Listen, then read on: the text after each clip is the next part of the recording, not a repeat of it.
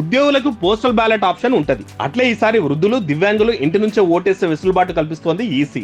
ఈ సౌకర్యం 85 ఏళ్లు పైబడినోళ్లు, 40% పైగా అంగవైకల్యం ఉన్నోళ్లు ఇంటి నుంచే ఓటేయొచ్చు. పోలింగ్ సిబ్బంది ఓటరు ఇంటి వద్దకే వచ్చి ఓటు వేయించుకుంటారు. నిబంధనలకు అనుగుణంగా ఓ కంపార్ట్మెంటు, ఎలక్ట్రానిక్ ఓటింగ్ మిషన్ సైతం తెస్తారు. దీనికోసం వృద్ధులు, దివ్యాంగులు ఎన్నికల నోటిఫికేషన్ వచ్చిన 5 రోజుల్లో దరఖాస్తు చేసుకోవాలి. ఇందుకోసం ఫారం 12D నింపి రిటర్నింగ్ అధికారి గాని, సాయ రిటర్నింగ్ అధికారి గాని పంపించాలి.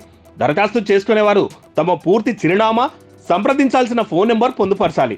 ఈ దరఖాస్తు ఎన్నికల సంఘం వెబ్సైట్ లో అందుబాటులో ఉంటుంది. దరఖాస్తులను అందుకున్న తర్వాత సంబంధిత దరఖాస్తుల ఇళ్లకు బూత్ స్థాయి అధికారులు వెళ్తారు.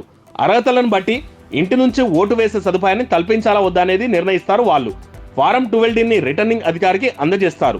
అర్హత ఉంటే దరఖాస్తుల ఇంటికే వచ్చి అధికారులే ఓటు వేయిస్తారు. పోలింగ్ కేంద్రానికి వచ్చి ఓటు వేసేటప్పుడు ఎలాగైతే రహస్య ఓటింగ్ ఉంటుందో, ఇంటి నుంచి ఓటు వేసేటప్పుడు సైతం అన్ని చర్యలు తీసుకుంటారు. ఈ సౌకర్యం దాదాపు 1,73,00,000 మందికి ఉపయోగంగా ఉండొచ్చని భావించింది ఈసీ ఈసారి.